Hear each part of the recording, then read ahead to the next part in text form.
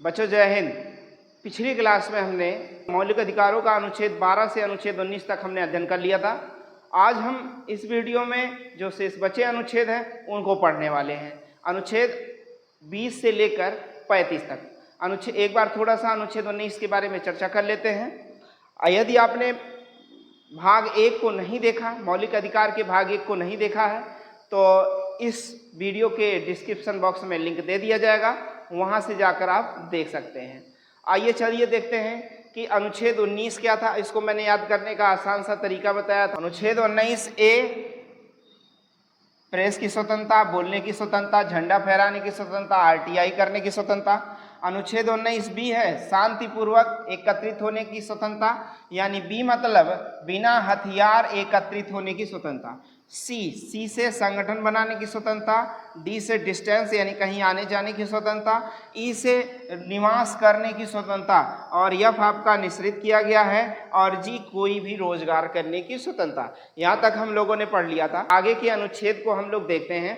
अनुच्छेद नंबर 20। अनुच्छेद नंबर 20 कहता है कि दोष सिद्धि के संबंध में संरक्षण। अनुच्छेद 20 कहता है दोष सिद्धि के संबंध में संरक्षण। दोष सिद्धि के संबंध में 3 संरक्षण मिला है भारतीय नागरिकों को। वह कौन सा है कि एक, खुद के विरुद्ध गवाही नहीं दिलाया जा सकता। यदि आप किसी जुर्म में, किसी अपराध में गिरफ्तार हो गए हैं तो जबरदस्ती पुलिस या प्रशासन आपको मारपीट कर खुद के विरुद्ध गवाह नहीं बना सकती। मतलब अपने आपको खुद को गवाह नहीं बना सकती। मतलब खुद के विरुद्ध गवाही देने के लिए बाध्य नहीं किया जा सकता आपको। और उसी कानून के आधार पर सजा। यदि आपने जो भी अपराध किया है, भारतीय न्यायपालिका, आप जानते ही हैं, कहा जाए कि भारतीय संविधान अंशतः लचीला है, अंशतः कठोर है। तो इसलिए यहाँ पर न्याय 2-2, 3-3, 10-10, 20-20 साल जिंदगियां गुजर जाती हैं। तो इस आधार पे कहा गया है कि उसी कानून के आधार पर सजा। आपने यदि 5 साल पहले कोई अपराध किया है तो 5 साल पहले के आधार पर ही आपको सजा दी जाएगी, ना कि आज के आधार पर सजा दी जाएगी। अगला है, एक अपराध के लिए एक बार ही सजा दी जाएगी। जैसे क्या होता है कि पुलिस या प्रशासन विभाग क्या करती है कि अरे मूवी में आपने नहीं देखा कि एक ही व्यक्ति को बार बार उसी केस, कोई मर्डर कोई और किया उसको पकड़ लिए, कोई मर्डर और किया फिर से उसको पकड़ लिए। ऐसा नहीं कराया जा सकता। मतलब एक अपराध के लिए एक ही बार आपको सजा मिलेगी। अनुच्छेद 20 कहता है दोष सिद्धि के संबंध में संरक्षण। अनुच्छेद 21 कहता है प्राण एवं दैहिक स्वतंत्रता। अनुच्छेद 21 कहता है प्राण एवं दैहिक स्वतंत्रता। इसे हम जीवन का अधिकार कहते हैं। कुछ स्थितियों में यह जीवन का अधिकार यानी प्राण एवं दैहिक स्वतंत्रता छीन ली जाती है, सरकार के द्वारा कम कर दी जाती है। जैसे बाह्य आक्रमण हो जाए, देश पर कोई विपत्ति आ जाए, ऐसे में आपको प्राण एवं दैहिक स्वतंत्रता का कोई अधिकार नहीं होता है। ऐसे में आपको देश की रक्षा के लिए अपने प्राणों को न्यौछावर करना होता है। अनुच्छेद 21 कहता है प्राण एवं दैहिक स्वतंत्रता। इस सात शरीर रक्षा करने का आपको अधिकार तो है, लेकिन यदि देश की आन बान शान या देश पर कोई समस्या आती है तो आपको सशरीर उपस्थित होना होगा। अगला 86वां संविधान संशोधन 2002 के तहत अनुच्छेद 21A को जोड़ा गया है। ये है क्या बच्चे, 6 से 14 वर्ष के बच्चों को अनिवार्य एवं निःशुल्क शिक्षा का प्रावधान करता है। अनुच्छेद 22 के बारे में बात करें। अनुच्छेद 22 कहता है गिरफ्तारी के संबंध में संरक्षण। गिरफ्तारी के संबंध में 3 प्रकार के संरक्षण मिले हैं। जैसे दोष सिद्धि के संबंध में आपको 3 संरक्षण मिला था, वैसे गिरफ्तारी के संबंध में भी 3 संरक्षण आपको मिला है। पहला 3 अधिकार कौन कौन सा मिला है आपको? पहला, कारण पूछने का अधिकार। यदि कोई पुलिस आपको गिरफ्तार करती है तो सबसे उससे पूछिए कि मैंने कौन सा जुर्म किया है। यदि आप निर्दोष है तो आपको पूछने का अधिकार है। यदि आप निर्दोष है तो आपको पूछने का अधिकार है उससे कि हमने कौन सा जुर्म किया है, किस कारण से आप हमें गिरफ्तार करना चाहते हैं। अगला है कि 24 घंटे के अंतर्गत न्यायिक मजिस्ट्रेट के समक्ष पेश करना। अक्सर क्या होता है, थाने में किसी भी व्यक्ति को पकड़कर यानी मुलजिम को या अपराधी को पकड़कर 2-2, 3-3, 4-4 दिन तक बंद किए रहते हैं पैसे लेने के चक्कर में। तो ऐसा नहीं कर सकते। वो 24 घंटे के अंतर्गत न्यायिक मजिस्ट्रेट यानी न्यायालय के समक्ष, न्यायपालिका के समक्ष पेश करना होता है। ये आपके पास अधिकार है। यदि आपको नहीं पेश किया जा रहा है तो आप अपने रिश्तेदारों के माध्यम से उसे न्यायालय में भेजकर अपने जो है मौलिक अधिकारों का प्रयोग कर सकते हैं। अगला देखते हैं मनपसंद कानूनी सलाहकार रखने का अधिकार। यदि आप किसी केस या जुर्म या अपराध में फंसे हुए हैं, लिप्त हैं, तो ऐसे में अपने संरक्षण के लिए एक मनपसंद कानूनी सलाहकार यानी वकील रख सकते हैं।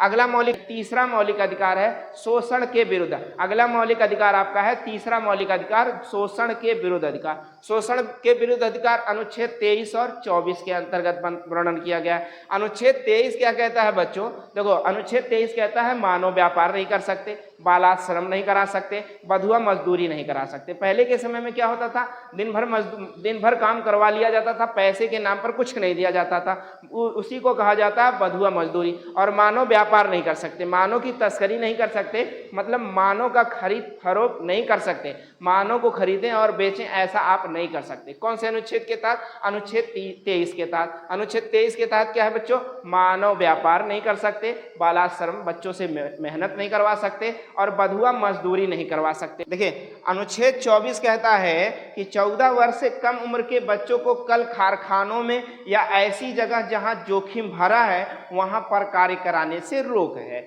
ऐसा अनुच्छेद 24 कहता है। अनुच्छेद 24 क्या कहता है कि जो छोटे बच्चे हैं, जो 14 वर्ष से कम उम्र के बच्चे हैं, उनसे आप मेहनत नहीं करवा सकते, उनसे जोखिम भरे स्थानों पर काम नहीं करवा सकते, ऐसी जगह पर जहां पर उनके शरीर का नुकसान हो सके, ऐसी जगहों पर उनसे काम नहीं करवा सकते, कार्य नहीं करवा सकते।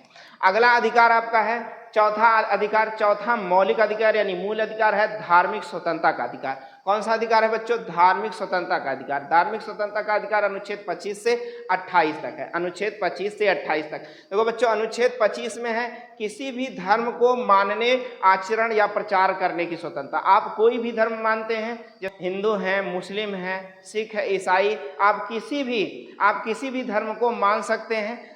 किसी भी धर्म को मानने, आचरण करने, उससे प्रचार करने की स्वतंत्रता कौन सा अनुच्छेद देता है? अनुच्छेद 25 हमको यह अधिकार देता है। अनुच्छेद 25 यह हमको अधिकार देता है कि हम किसी भी धर्म को, जाति को, किसी धर्म को मान सकते हैं, उससे संबंधित आचरण कर सकते हैं या उसका प्रचार प्रसार कर सकते हैं। अनुच्छेद 26 कहता है कि धार्मिक प्रबंधन या आयोजन।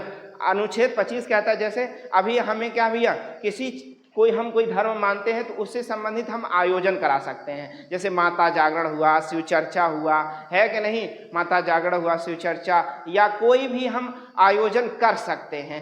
धार्मिक स्वतंत्रता, धार्मिक प्रबंधन या आयोजन के माध्यम से कौन सा अनुच्छेद हमको देता है? अनुच्छेद 26 कहता है कि हम किसी भी धर्म से संबंधित आयोजन या उसका जो है प्रबंधन हम कर सकते हैं। अनुच्छेद 27 कहता है किसी भी धर्म को किसी धार्मिक संपोषित, ऐसे अनुच्छेद 27 कहता है धार्मिक संपोषित। धार्मिक संपोषित मतलब धन दान देने की स्वतंत्रता, मतलब आप किसी भी मंदिर, मस्जिद या गुरुद्वारा या कहीं भी जाकर आप दान दे सकते हैं और यह दान टैक्स फ्री होता है। यह धन जो होता है ये टैक्स फ्री होता है, इस पर आपसे कोई टैक्स नहीं लिया जाता। अनुच्छेद 28 कहता है किसी धार्मिक शिक्षा या उपासना में उपस्थित होने की स्वतंत्रता, यानी कोई धर्म शिक्षा चल रहा है, वहाँ पर यदि आप उस धर्म से हैं या दूसरे भी धर्म से हैं तो वहाँ पर उपस्थित होने की स्वतंत्रता अनुच्छेद कौन सा देता है? अनुच्छेद 28। अगला मौलिक अधिकार है बच्चों हमारा पांचवा मौलिक अधिकार आपका है सांस्कृतिक एवं शिक्षा संबंधी अधिकार। पांचवा मौलिक अधिकार क्या है बच्चों? सांस्कृतिक एवं शिक्षा संबंधी अधिकार। पांचवा मौलिक अधिकार क्या है? सांस्कृतिक एवं शिक्षा संबंधी अधिकार, जो अनुच्छेद 29 और 30 में रखा गया, जो अनुच्छेद 29 और 30 में रखा गया। और यह अधिकार केवल अल्पसंख्यकों के लिए है। अल्पसंख्यक जैसे सिख, मुस्लिम, ईसाई, बौद्ध, जैन आदि सभी लोगों के लिए यह मौलिक अधिकार दिया गया है। अनुच्छेद 29 के तहत अल्पसंख्यकों के हितों का संरक्षण है। अनुच्छेद 29 के तहत क्या बच्चों? अल्पसंख्यकों के हितों का संरक्षण। अल्पसंख्यकों के हित के अंतर्गत जो भी आता है उनका संरक्षण न्यायपालिका करेगी। अनुच्छेद 30 कहता है अल्पसंख्यकों के शिक्षा संबंधी संरक्षण। यदि अल्पसंख्यक से संबंधित कोई शिक्षा है तो उनका संरक्षण न्यायपालिका करेगी। अगला मौलिक अधिकार है बच्चों, अगला मौलिक अधिकार है 6वां मौलिक अधिकार, संवैधानिक उपचारों का अधिकार। संवैधानिक उपचारों का अधिकार अनुच्छेद 32 के अंतर्गत आता है। आपको हम बताते चले अनुच्छेद 31 काट दिया गया है। जो अनुच्छेद 31 क्या था? संपत्ति का अधिकार। संपत्ति का अधिकार कहाँ रखा गया है? अनुच्छेद 300 का में रखा गया। किस संविधान संशोधन के तहत बदला गया है? 44वां संविधान संशोधन 1978 के तहत संपत्ति के अधिकार को क्या कर दिया गया है? विधिक अधिकार घोषित कर दिया गया। चलिए आइए देखते हैं 6वां मौलिक अधिकार क्या था? संवैधानिक उपचारों का अधिकार। किस अनुच्छेद के अंतर्गत है? अनुच्छेद 32 के तहत। देखो बच्चों, भारतीय संविधान का जो अनुच्छेद 32 है, इसे बाबा साहब भीमराव अंबेडकर के अनुसार भारतीय संविधान की आत्मा कहा जाता है। भारतीय संविधान की आत्मा कहा जाता है बाबा साहब भीमराव अंबेडकर के अनुसार। अच्छा, ये संवैधानिक उपचारों का अधिकार है क्या? तो इस अधिकार के अंतर्गत जब किसी व्यक्ति के मूल अधिकार का उल्लंघन यानी मौलिक अधिकारों का उल्लंघन होता है, तो अब वह उसके उपचार के लिए, उसके संरक्षण के लिए न्यायालय का दरवाजा यानी सुप्रीम कोर्ट या हाई कोर्ट की शरण में जा सकता है। जैसे आप किसी को गाली दे रहे हैं, तो ऐसा नहीं कि यह आपका अधिकार है, नहीं, उसका भी तो अधिकार बनता है। तब वह सीधे आपको कुछ ना करके सीधे वह सुप्रीम कोर्ट या हाई कोर्ट जा सकता है। बच्चों, आपको मौलिक अधिकार 2 भागों में पढ़ा दिया गया है, भाग 1 और भाग 2 के माध्यम से। आप इस वीडियो को ज़्यादा से ज़्यादा देखने का प्रयास करें। क्यों? क्योंकि किसी भी परीक्षा में यदि देखा जाए तो मौलिक अधिकार का 1 से 2 नंबर पक्का आना होता है, और जिस प्रकार से बताया गया 2 सवाल डायरेक्ट पूछ लेता है। तो आप इस वीडियो को अच्छे से देखकर, लिखकर तैयार करने का प्रयास करें, क्योंकि यही वीडियो अगर संविधान का कोई भी सवाल आता है तो मौलिक अधिकार से सवाल जरूर आता है। आशा करते हैं इस वीडियो को लाइक करेंगे और इस चैनल को सब्सक्राइब करेंगे, ताकि ऐसे ही वीडियो और आपको मिलता रहे।